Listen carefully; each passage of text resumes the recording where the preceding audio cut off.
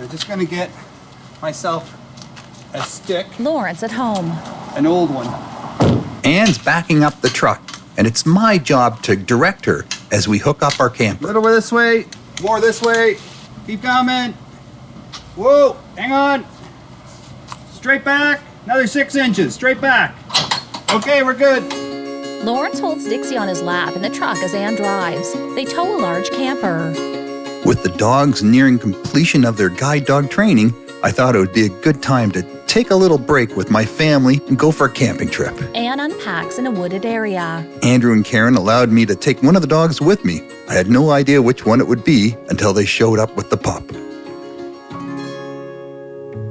I knew, too, that the time was coming for Karen and Andrew to have that crucial conversation with the trainers on deciding which of those guide dogs would be my next guide dog.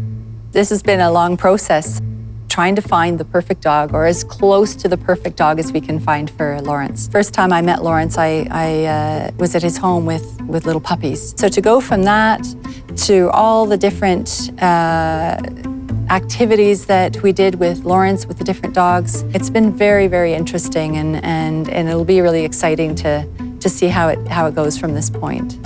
So we look back over 6 months. We had Piper, a nice dog. I think a little bit sensitive for Lawrence. Lawrence is a big dude, so you know we need a dog that's going to cope with that.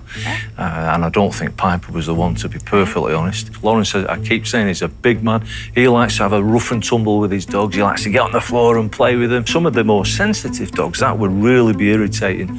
Dunstan. Biggest problem with Dunstan is that there's been some health issues, but if we can get those health issues resolved, and I'm hoping we can, then that'll make a fabulous guide dog. He'll make for an somebody. amazing. Yeah. He's got such good qualities, that dog, yeah. And then his brother, Sherman. You know, I'm watching Sherman in the canoe the other week, and boy, oh boy, that dog good. did well. It's He pretty was good. fantastic. As was Lewis, too. Lewis right? was good in the boat. Actually, I thought at one point, looking from the shore, that Lewis was asleep with his head on Lawrence's lap. That's what it looked canoe. like. That's what it looked like from the shore. Yeah, we're looking at dogs like Sherman, the size of that dog, thinking, you know, potentially this could really work. We look at Lewis, again, quite a tall, leggy dog, but with a great sense of adventure, always willing to play. He's always looking for something to do. So I think these two dogs are absolutely top-notch dogs. But we had Vincent as well. I thought he was a good potential for Lawrence, but unfortunately, there's been some issues and temperamental issues more than anything, and that dog just does not want to be a guide dog. So he's going to be a good pet for somebody. You'll always get a dog in any group that does not want to be a guide dog. There might be a temperamental reason behind that.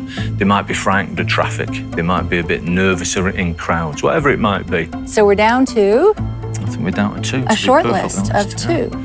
It's between Sherman and Lewis, isn't it? Yeah. Both very strong physically. They're young. They're big puppies. If you remember, Lawrence has got this problem with his left shoulder. So if there's a lot of tension on the leash or on the handle, that could potentially be a problem. Lawrence's temperament, the way he plays with his dogs, the way he works with his dogs, tell us the kind of dog we need to be getting for, which is a big, strong dog. Blind people just don't walk on sidewalks, right? You know, they just have roads and gravel roads and paths and boats and docks and things like that and banks. And, you know, bringing dogs out of their comfort zone is not a problem. They're brilliant, they're malleable, they're young, they're courageous, they're curious, not a problem. We need to be able to create dogs that serve all people. So those people don't have to come out of their communities, move to the city to get a guide dog and live in the city because they can't bring their guide dog back to their rural communities. It's time for Lewis to experience his first campground dog park, make some friends, and have a well-earned run. Theo and I have some firewood to chop and a campfire to get ready for tonight. Chopping firewood takes a sharp axe. There's ways to do it without cutting yourself. I hold the piece of wood with one hand, then stabilize it, and with the other hand, line up my axe and swing away. I also have my own way of building a perfect campfire. So there's lots of different ways to build a fire. There's teepees, there's log cabins. I like to use a kind of fire making they use in wood stoves. So you take 3 pieces of sort of equal size, always 3, lie them side by side by side, a little bit gapped apart. And then I'll put a couple more in because I can fit them in here. I'll just add a couple more, not choking it out too much. Then you take your sort of medium-sized pieces and you sort of cross them over So you're just sort of building up a crisscross sort of affair. And it's like a candle, right? I mean, you start a candle at the top. Everyone thinks you have to start a fire at the bottom.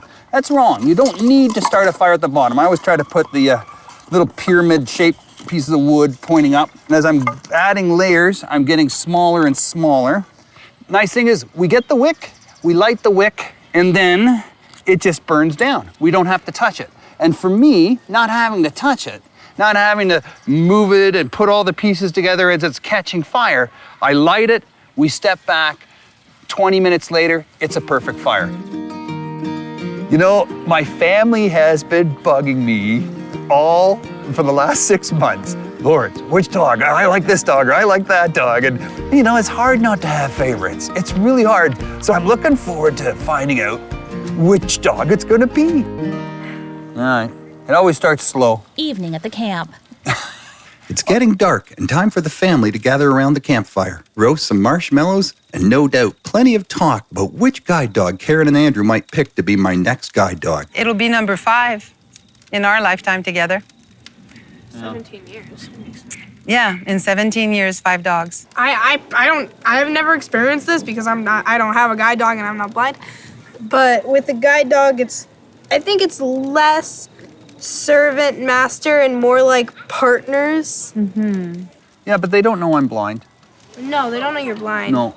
They just know that if I bang into stuff, I bleed, and then they feel bad.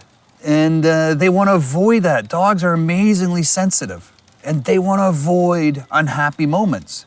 So that's why they sort of guide me around so that we're all happy at the end. Everyone's happy. I enjoy getting up early and cooking everyone a hearty breakfast using this oversized grill.